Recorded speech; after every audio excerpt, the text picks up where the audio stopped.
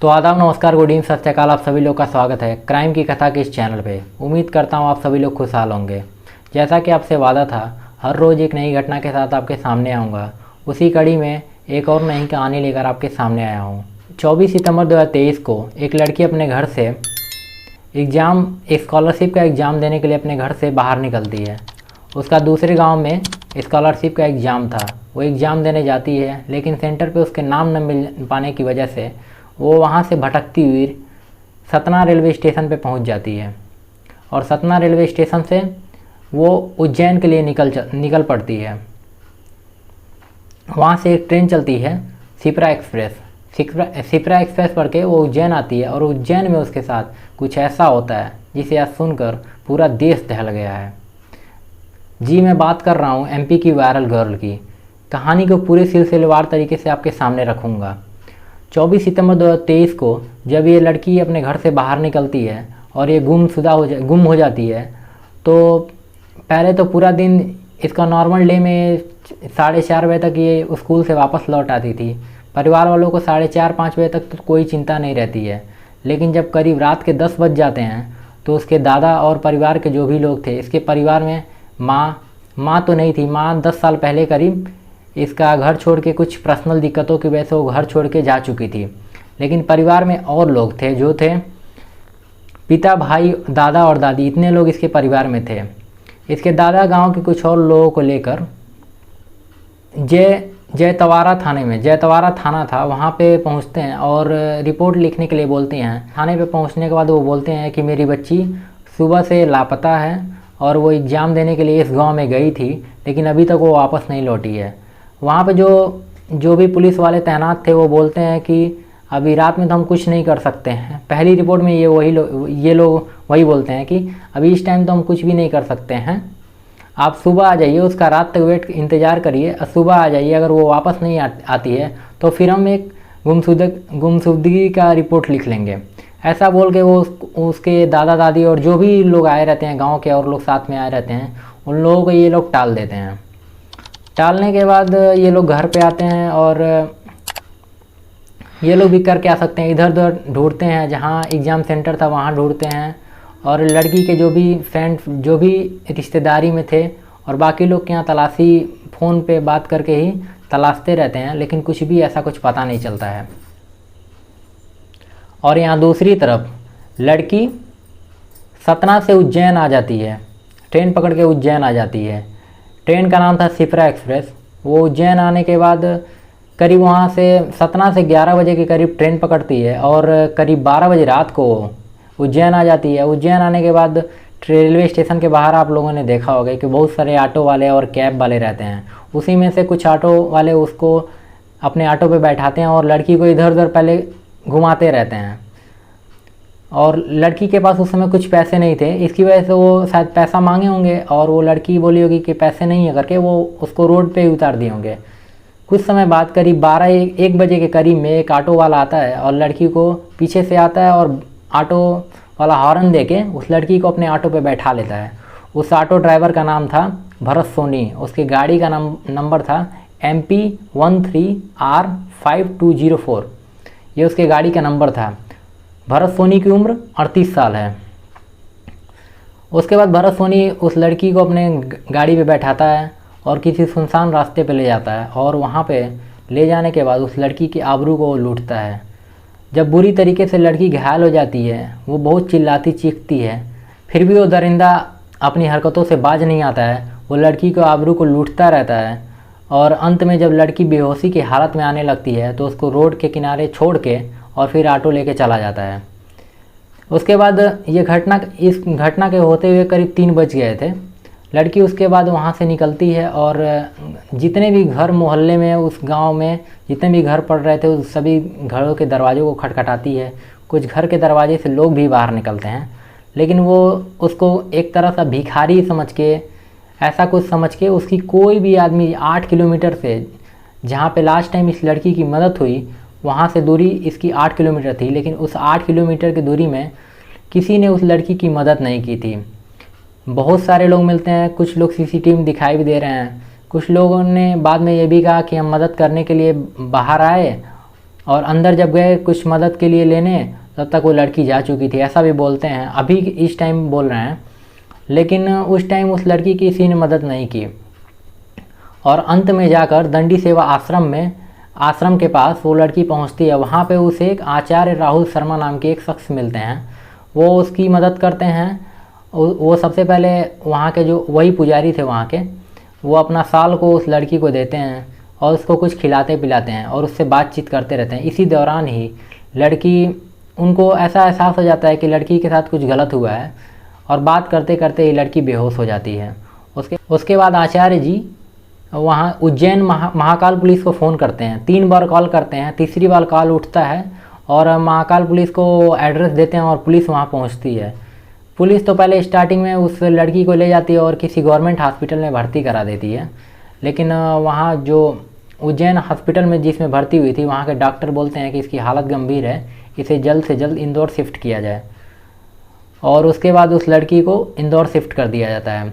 Indore shift करने के बाद वहाँ पे पता चलता है कि लड़की के साथ गलत हुआ है, कुछ गलत हुआ है, लड़की के साथ रेप हुआ है, इस तरह की चीज़ें मेडिकल में सामने आती हैं अभी भी। लेकिन पुलिस उस तरीके से जागी हुई नहीं थी। पुलिस एक प्रेस कॉन्फ्रेंस करती है, बताती है कि एक हमें लावारिस लड़की मिली है जो शायद उज्जैन के मंदिर के पास भीख मांग के अपना गुजारा करती है, इस तरह की चीज़ें वो बोलते हैं। और वो भी बस खाना पूर्ति का काम ही कर रहे थे। लेकिन ये वीडियो जो लोगों ने हेल्प नहीं की थी उस लड़की की, ये वीडियो वायरल हो जाता है। और वायरल होने के बाद जब वो लड़की जहाँ की रहने वाली थी, सतना की रहने वाली थी ये लड़की, और गांव के कुछ लोग, मतलब स्कूल ड्रेस में थी उस टाइम लड़की, जब भी ये रोड साइड में सबके घर में जा रही थी और बोल रही थी कि मेरी मदद कर दी जाए, मेरी तबीयत ठीक नहीं है, जो भी उसको परेशानी थी वो सब बता रही थी। उस टाइम वो स्कूल ड्रेस में थी, वो कपड़ा पहने हुए थी। लेकिन पुलिस उसके बाद भी ये बोली थी कि लड़की शायद कोई मांगने वाली है या ऐसा कुछ बोल के बस बात को टाल दिया था पुलिस ने। उज्जैन पुलिस की मैं बात कर रहा हूँ। लेकिन वीडियो वायरल होने के बाद गांव का कोई शख्स उस लड़की के दादाजी को वीडियो दिखाता है और बोलता है कि ये कहीं आपकी बच्ची तो नहीं है। उसका दादा वीडियो देखने के बाद वो तुरंत बोलता है कि ये मेरी बच्ची है, ये हमारी बच्ची है। लेकिन ये 700 किलोमीटर दूर उतना उज्जैन कैसे पहुंची ये मालूम नहीं था उसको। परिवार का तो मिलाप हो जाता है, परिवार के बारे में तो पता चल जाता है, वीडियो वायरल होने के बाद परिवार के बारे में तो पता चल जाता है। लेकिन अब लड़की से पूछताछ करने की बारी थी कि लड़की के साथ आखिर में क्या हुआ था। हॉस्पिटल में लड़की का बयान लिया जाता है। लड़की बताती है कि वो सतना से उज्जैन ट्रेन से आई थी शिप्रा एक्सप्रेस के द्वारा, और वो करीब 12 बजे रात में यहाँ पे पहुँची थी। 12 बजे रात के पहुँचने के बाद एक दो ऑटो ड्राइवर उसे गाड़ी पे बैठाते हैं और उसके पास पैसे न होने के कारण उसे गाड़ी से उतार देते हैं। लेकिन उसी बीच एक और ड्राइवर आता है जिसका नाम भरत सोनी था, और वो आता है और इस लड़की को अपने साथ गाड़ी पे बैठाता है। गाड़ी पे बैठाने के बाद किसी सुनसान जगह पे इस लड़की को ले जाता है, और ले जाने के बाद उसकी आबरू को लूटता है। और आबरू लूटने के बाद जब उसका मन भर जाता है, उसके अंदर का शैतान मर जाता है, तब वो उस लड़की को रोड के किनारे कहीं भी छोड़ के चला आता है। ऐसा करने के बाद, इतना बताने के बाद लड़की बोलती है कि मैं बहुत सारे घर में गई और बहुत लोगों से मदद मांगी, लेकिन किसी ने उसकी मदद नहीं की थी। और अंत में वही आचार्य राहुल शर्मा जी ने उसकी मदद की, और वो इस समय हॉस्पिटल में थी। वही चीज़ें ये सब बताई जो मैंने कहानी के पहले भी आपको बताया है। उसके इस बयान के बाद पुलिस ने अपनी गलती मानी, और सबसे पहले पुलिस ने बहुत सारे CCTV खंगाले। पुलिस ने लड़की ने जिस जगह का नाम बताया था कि वो जीवन खेरी जगह का नाम बताया था, उस जगह पर पुलिस आसपास जितने भी CCTV थे उसको खंगालना शुरू किया।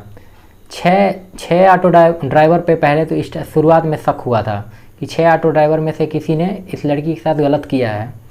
लेकिन अंतिम में जो CCTV आता है उसमें पूछताछ में जो ड्राइवर होते हैं 6 ड्राइवर, वो बताते हैं कि अंतिम बार भरत सोनी ही इस लड़की को ऑटो में लेकर गया था, यहाँ से स्टेशन के पास से ही लेकर गया था। उसके बाद भरत सोनी के तो पहले इधर उधर तलाश की जाती है, भरत सोनी नहीं मिलता है, लेकिन अंत में वो मिल जाता है।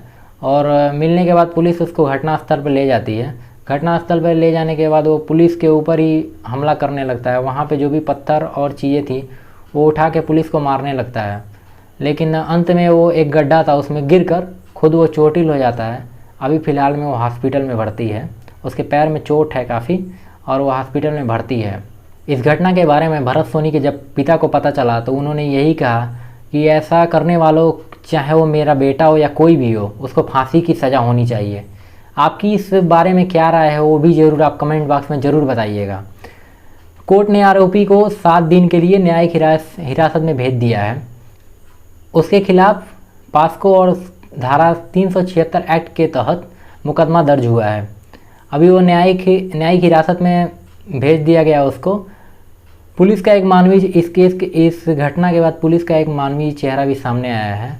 पुलिस ने कहा है कि यदि ये बच्ची के माता पिता और उसके परिवार वाले अगर वो चाहें तो माधवनगर के जो टीआई हैं वो इस बच्ची को गोद लेना चाहते हैं। वो इस बच्ची का जो भी खान पान खर्चा और पढ़ाई लिखाई का जो भी खर्चा आएगा पूरे जीवन पर्यंत तक वो खर्चा उठाना चाहते हैं, ऐसा पुलिस ने कहा है।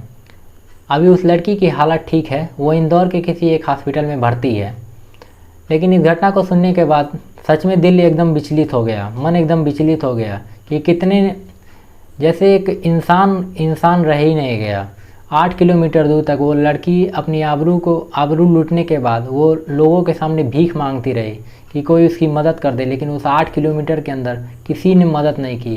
क्या वो लोग इंसान कहलाने लायक भी हैं या नहीं, आप ही डिसाइड करिएगा। इस चीज़ को आप ही बताइए। शुरुआत में पुलिस ने बहुत सारी लापरवाही की, लेकिन बाद में पुलिस की थोड़ी मेहनत के बाद जल्दी से जल्दी वो जो भरत सोनी था वो पुलिस के हाथ आया और अभी वो हॉस्पिटल में भर्ती है। उसको पैर में चोट लगी है जिसकी वजह से वो हॉस्पिटल में भर्ती है। लड़की की हालत भी ठीक है, अभी ज़्यादा नाजुक नहीं है, वो हॉस्पिटल में वो भी भर्ती है। ये थी उस मध्य प्रदेश की लड़की की कहानी जिसने आज पूरे देश को दहला दिया है। इस घटना को सुनने के बाद पूरा देश सच में दहल चुका है।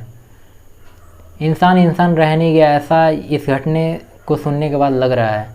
इसी तरह की एक और घटना हुई थी साक्षी केस, आपको याद होगा। दिल्ली में जब साक्षी केस हुआ था तो उस टाइम करीब 27 लोग, जब साक्षी का साहिल ने उसको पत्थर से मार के और जो भी चाकू मार के उसकी हत्या कर दी थी, उस टाइम भी वहाँ पे करीब 27 लोग वहाँ से गुजरे थे। लेकिन दिल्ली में भी उस समय किसी ने उसकी मदद नहीं की थी।